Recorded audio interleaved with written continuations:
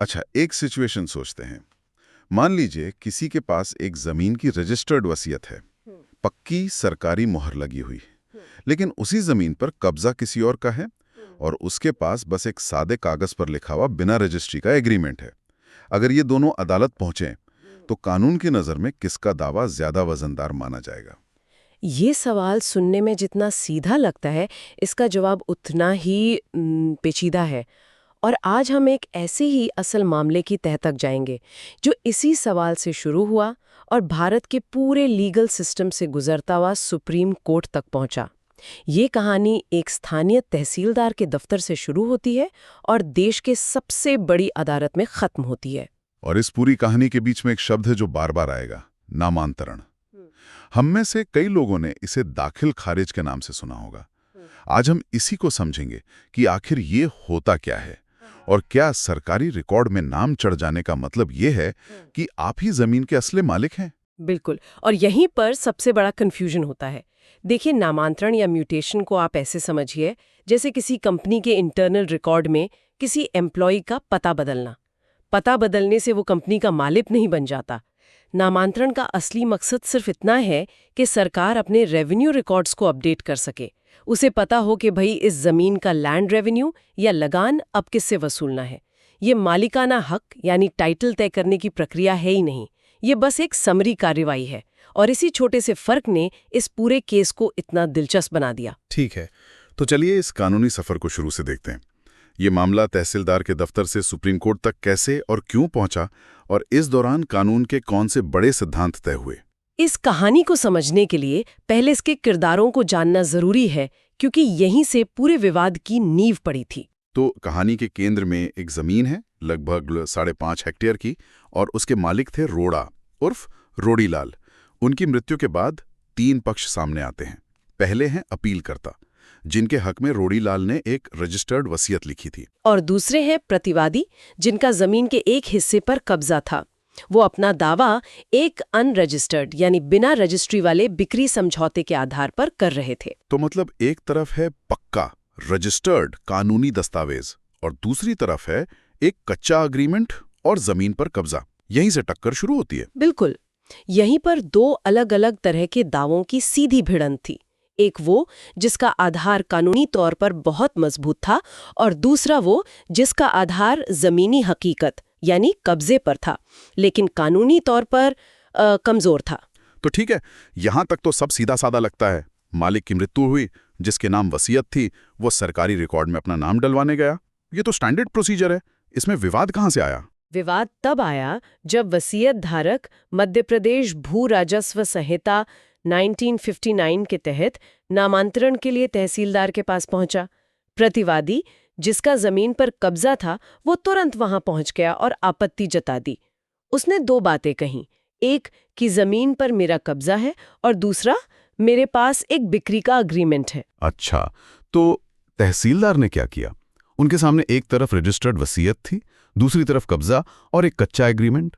तहसीलदार ने वही किया जो उनकी जिम्मेदारी थी। उन्होंने एक संक्षिप्त जांच की, दोनों पक्षों को सुना, वसीयत को साबित करने वाले गवाहों के बयान लिए और सारे सबूतों को देखकर वो इस नतीजे पर पहुंचे कि नामांतरण के लिए रजिस्टर्ड वसीयत एक ज्यादा मजबूत और वैध आधार है। उन्होंने वसीयत धारक के पक्ष में नामांतरण का आदेश दे दिया। तो मतलब पहले ही राउंड में वसीयत धारक की जीत हुई। हाँ, लेकिन यहाँ तहसीलदार ने अपने आदेश में एक बहुत ही समझदारी वाली और महत्वपूर्ण लाइन जोड़ी। ये लाइन इस पूरे केस की जान है। उन्होंने साफ साफ लिखा कि ये आदेश किसी भी सिविल कोर्ट द्वारा भविष्य में दिए जाने वाले अंतिम निर्णय के अधीन रहेगा। एक मिनट, इसका मतलब क्या हुआ? क्या वो अपने ही फैसले पर संदेह कर रहे थे? संदेह नहीं, वो अपने अधिकार क्षेत्र की सीमा बता रहे थे। वो एक तरह से कह रहे थे, देखो मेरे पास जो कागज हैं उनके हिसाब से मैं रेवेन्यू रिकॉर्ड में इनका नाम चढ़ा रहा हूं ताकि सरकार को लगान मिलता रहे, लेकिन मैं मालिक कौन है इसका फैसला नहीं सुना रहा। वो बड़ा सवाल है और उसका जवाब देने का हक सिर्फ और सिर्फ सिविल कोर्ट को है। मेरा ये फैसला अस्थायी है, ये नामांतरण की प्रक्रिया की आत्मा है। समझ गया। तो ये तो वसीयत धारक के लिए बड़ी जीत थी, लेकिन कब्जा करने वाला पक्ष चुप तो नहीं बैठा होगा? बिल्कुल नहीं, वो इस फैसले से खुश नहीं था। उसने इस फैसले को चुनौती दी। मामला पहले अनुविभागीय अधिकारी यानी एसडीओ और फिर आयुक्त यानी कमिश्नर तक गया, लेकिन नतीजा वही रहा। दोनों ने तहसीलदार के फैसले को सही माना। इस पॉइंट पर तो वसीयत धारक को लगा होगा कि केस खत्म हो गया, 3-0 से जीत पक्की। तो मतलब राजस्व विभाग की सबसे निचली अदालत से लेकर सबसे ऊंची अदालत तक तीनों ने एक ही बात कही कि नामांतरण वसीयत के आधार पर होगा। यहाँ तो मामला खत्म हो जाना चाहिए था। ऐसा ही लग रहा था। कोई भी यही सोचेगा कि अब क्या बचा है। लेकिन असल कहानी और सबसे बड़ा ट्विस्ट तो अब आना था। 3 स्तर पर केस हारने के बाद प्रतिवादी के पास क्या रास्ता बचा था? उसके पास एक रास्ता था हाई कोर्ट का। उसने भारत के संविधान के अनुच्छेद 227 के तहत मध्य प्रदेश उच्च न्यायालय में एक रिट याचिका दायर कर दी और यहाँ से पूरा खेल पलट गया। अनुच्छेद 227 ये क्या है? क्या कोई भी निचली अदालत के फैसले को सीधे हाई कोर्ट में इस तरह चुनौती दे सकता है? ये एक खास शक्ति है जो हाई कोर्ट को दी गई है। इसे पर्यवेक्षी क्षेत्राधिकार या सुपरवाइजरी जुरिस्डिक्शन कहते हैं। इसका मतलब है कि हाई कोर्ट अपने नीचे की सभी अदालतों और न्यायाधिकरणों के कामकाज पर नजर रख सकता है, लेकिन इसका इस्तेमाल रोजमर्रा के मामलों में नहीं होता है। ये तब इस्तेमाल होता है जब हाई कोर्ट को लगे कि निचली अदालत ने अपने अधिकार क्षेत्र से बाहर जाके काम किया है या कानून की कोई बहुत बड़ी और स्पष्ट गलती की है जिससे अन्याय हो रहा है। और हाई कोर्ट को लगा कि इस मामले में ऐसा हुआ है। जी, हाई कोर्ट ने इस मामले में दखल दिया और एक बहुत ही संक्षिप्त यानी छोटे से आदेश में उन्होंने राजस्व अधिकारियों के उन तीनों फैसलों को रद्द कर दिया जो वसीयत धारक के पक्ष में थे। एक झटके में स्कोर 3-0 से बराबर हो गया, बल्कि वसीयत धारक के खिलाफ चला गया। ये तो अविश्वसनीय है। मतलब 3-3 स्तर पर जीतने के बाद एक झटके में सब खत्म। इसका आधार क्या था? हाईकोर्ट ने ऐसी क्या वजह बताई? यही तो सबसे हैरान करने वाली बात थी। हाईकोर्ट ने अपने ही एक पुराने फैसले रंजीत बनाम नंदिता सिंह का हवाला दिया। उस पुराने केस में ये कहा गया था कि वसीयत के आधार पर नामांतरण नहीं किया जा सकता। बस इसी एक लाइन के आधार पर उन्होंने तीनों पिछले फैसलों को पलट दिया। 1 मिनट, ये तो बहुत अजीब बात है। और तो और हाईकोर्ट ने फिर आगे क्या करने को कहा? अगर वसीयत के आधार पर नामांतरण नहीं होगा तो फिर किसके नाम पर होगा? कब्जा करने वाले के नाम पर? नहीं, हाईकोर्ट ने एक ऐसा हल दे दिया जो किसी ने मांगा ही नहीं था। उन्होंने 2 निर्देश दिए। पहला, जमीन का नामांतरण मृतक के कानूनी उत्तराधिकारियों के नाम पर किया जाए, और दूसरा, अगर कोई कानूनी उत्तराधिकारी है ही नहीं तो जमीन राज्य सरकार के नाम कर दी जाए। क्या मतलब उन्होंने वसीयत धारक के दावे को भी खारिज कर दिया और कब्जा करने वाले के दावे को भी? ये तो एक तरह से उन्होंने पूरे केस की बिसात ही पलट दी और एक तीसरा ही नतीजा दे दिया। बिल्कुल, ये एक असाधारण कदम था। हाईकोर्ट ने मामले के सबसे जरूरी सबूत यानी रजिस्टर्ड वसीयत को पूरी तरह नजरअंदाज कर दिया, और जो प्रतिवादी कब्जे के आधार पर लड़ रहा था उसे भी कुछ नहीं मिला। सोचिए, उस वसीयत धारक के बारे में जो आदमी 3-3 अदालतों से जीत चुका था, वो अचानक कहीं का नहीं रहा। हाईकोर्ट के इस एक फैसले ने उसे वापस 0 पर ला खड़ा किया। इसीलिए न्याय की आखिरी उम्मीद के साथ उसे भारत के सर्वोच्च न्यायालय का दरवाजा खटखटाना पड़ा। तो अब कहानी अपने अंतिम और सबसे निर्णायक पड़ाव पर पहुंचती है, सुप्रीम कोर्ट। वसीयत धारक के वकील ने हाईकोर्ट के इस अजीब फैसले के खिलाफ क्या दलीलें दी होंगी? उनके पास अपनी बात रखने के लिए क्या तर्क थे? सुप्रीम कोर्ट में उनकी दलीलें बहुत साफ और मजबूत थीं। सबसे पहला और सबसे बड़ा पंच ये था कि हाईकोर्ट ने 2018 में आए नए सरकारी नियमों और आनंद चौधरी नाम के एक दूसरे फैसले की पूरी तरह अनदेखी की है। इन नए नियमों में साफ साफ लिखा था कि वसीयत के आधार पर नामांतरण किया जा सकता है। अच्छा, तो मतलब जिस पुराने फैसले रंजीत बनाम नंदिता सिंह को हाईकोर्ट ने अपना आधार बनाया था, वो इन नए नियमों के आने के बाद एक तरह से अप्रासंगिक या आउट ऑफ डेट हो चुका था। एग्जैक्टली। ये ऐसा ही है जैसे आप आज के ट्रैफिक चालान पर 1980 का कोई नियम लागू कर दें। वकील ने कहा कि हाईकोर्ट ने एक पुराना और कमजोर प्रेसिडेंट पकड़ लिया और नए, ज्यादा मजबूत कानून को देखा ही नहीं। ये तो बहुत मजबूत पॉइंट है। और क्या कहा उन्होंने? दूसरी दलील, उन्होंने प्रतिवादी के दावे पर ही सवाल उठा दिया। उन्होंने कहा कि प्रतिवादी का पूरा केस एक बिना रजिस्ट्री वाले दस्तावेज पर टिका है। वो मृतक का कोई कानूनी वारिस भी नहीं है। ऐसे में उसे एक रजिस्टर्ड वसीयत को चुनौती देने का कोई कानूनी अधिकार यानी लोकस स्टैंडी ही नहीं है, खासकर नामांतरण जैसी संक्षिप्त कार्यवाही में। ये ऐसा है कि सड़क पर चलता कोई भी आदमी आकर आपके घर के कागजों पर सवाल उठाने लगे। सही बात है। और तीसरी दलील तो वही पुरानी बात होगी कि नामांतरण का मतलब मालिकाना हक नहीं है। हाँ, उन्होंने उस बुनियादी बात को फिर से जोर देकर कहा जिसे तहसीलदार ने सबसे पहले कहा था कि ये सारी कार्यवाही सिर्फ रेवेन्यू रिकॉर्ड अपडेट करने के लिए है, ये मालिकाना हक का मुकदमा नहीं है। इसलिए हाईकोर्ट को अनुच्छेद 22(277) जैसी असाधारण शक्ति का इस्तेमाल करके इसमें इतना दखल देना ही नहीं चाहिए था। और चौथी दलील भी थी शायद, जो सीधे सुप्रीम कोर्ट से ही जुड़ी थी। जी, और वो शायद सबसे दमदार दलील थी। उन्होंने कहा कि हाईकोर्ट ने सुप्रीम कोर्ट के ही एक पुराने फैसले जितेंद्र सिंह बनाम मध्य प्रदेश राज्य पर ध्यान नहीं दिया। उस केस में सुप्रीम कोर्ट पहले ही ये तय कर चुका था कि वसीयत के आधार पर नामांतरण किया जा सकता है।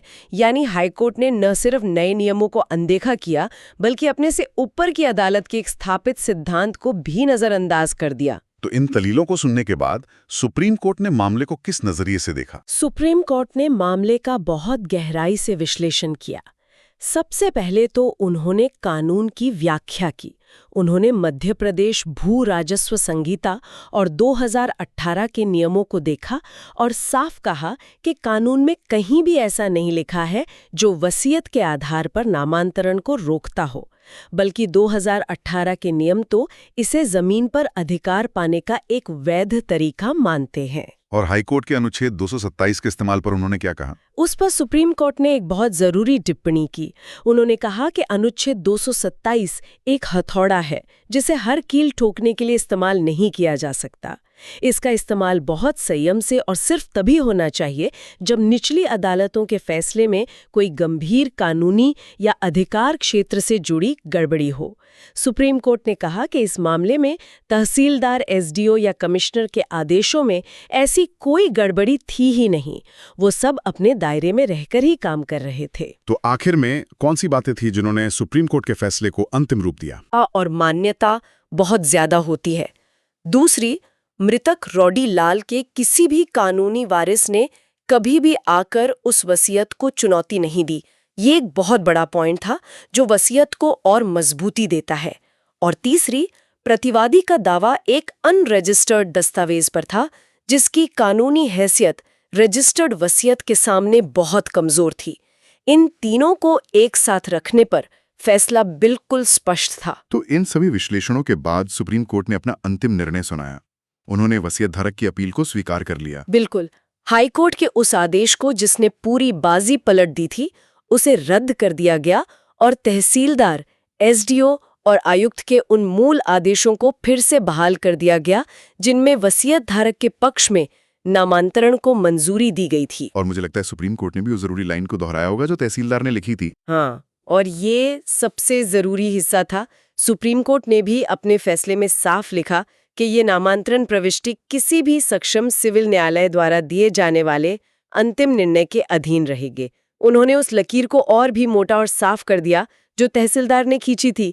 ये एक तरह से सिस्टम के हर स्तर को याद दिलाना था कि सब अपने अपने दायरे में रहकर काम करें। तो इस पूरे केस का और सुप्रीम कोर्ट के इस फैसले का निचोड़ क्या है? इसके दूरगामी प्रभाव क्या है? इसके 3 बहुत साफ और बड़े प्रभाव हैं। पहला, ये रजिस्टर्ड वसीयत की मान्यता को स्थापित करता है। अब ये तय है कि नामांतरण जैसी संक्षिप्त कार्यवाही के लिए एक रजिस्टर्ड वसीयत पूरी तरह से एक वैध और पर्याप्त दस्तावेज है। सिर्फ इसलिए कि वो एक वसीयत है, उसे खारिज नहीं किया जा सकता। दूसरा, ये अलग अलग अदालतों के काम के बीच एक लक्ष्मण रेखा खींचता है। बिल्कुल, ये फैसला राजस्व न्यायालय और सिविल न्यायालय के अधिकार क्षेत्र के बीच एक दीवार खड़ी करता है। नामांतरण राजस्व विभाग का काम है और असली मालिक कौन है ये तय करना सिविल कोर्ट का काम है। एक को दूसरे के काम में दखल नहीं देना चाहिए। और तीसरा, हाई कोर्ट की शक्तियों को लेकर भी एक बड़ा संदेश है इसमें। जी, ये फैसला हाई कोर्ट्स को एक तरह से याद दिलाता है कि अनुच्छेद 247 जैसी बड़ी शक्तियों का इस्तेमाल बहुत सावधानी और संयम से किया जाना चाहिए। सिर्फ इसलिए नहीं कि आपको निचली अदालत का फैसला पसंद नहीं आया, आप उसे पलट दें। आपको ये साबित करना होगा कि उस फैसले में कोई गंभीर कानूनी खामी थी। ये शक्तियों के सही इस्तेमाल को सुनिश्चित करने के लिए एक महत्वपूर्ण सिद्धांत है। तो इस लंबी कानूनी लड़ाई का सार ये है कि एक रजिस्टर्ड दस्तावेज का वजन एक अनरजिस्टर्ड दस्तावेज और सिर्फ कब्जे से कहीं ज्यादा होता है, कम से कम शुरुआती राजस्व कार्रवाई के लिए। और ये भी कि हर अदालत का अपना एक दायरा है। रेवेन्यू ऑफिस का काम है सरकारी बही खाते को अपडेट करना, जबकि असली मालिक कौन है इस पर अंतिम मोहर लगाना सिविल कोर्ट का काम है। ये मामला कानून को तो बहुत अच्छी तरह से साफ कर देता है, लेकिन जाते जाते एक बहुत बड़ा सवाल छोड़ जाता है। ये हमें सोचने पर मजबूर करता है कि ज़मीनी हकीकत क्या है। इस केस में तो वसीयत धारक सुप्रीम कोर्ट तक लड़ने की हिम्मत और संसाधन रखता था, लेकिन हमारे देश में जहां कानूनी प्रक्रियाएं इतनी लंबी, महंगी और जटिल हैं, वहां ऐसे कितने लोग होंगे जिनके पास वसीयत जैसे पक्के और वैध दस्तावेज तो होते हैं, लेकिन वो अपना दावा सिर्फ इसलिए छोड़ देते हैं क्योंकि जमीन पर किसी दबंग का कब्जा है और वो सालों तक चलने वाली इस लड़ाई में पड़ना ही नहीं चाहते। ये फैसला कागज पर कानूनी अधिकार होने और उस अधिकार को असल में जमीन पर लागू करवा पाने के बीच की गहरी खाई पर एक बहुत बड़ा सवाल खड़ा करता है।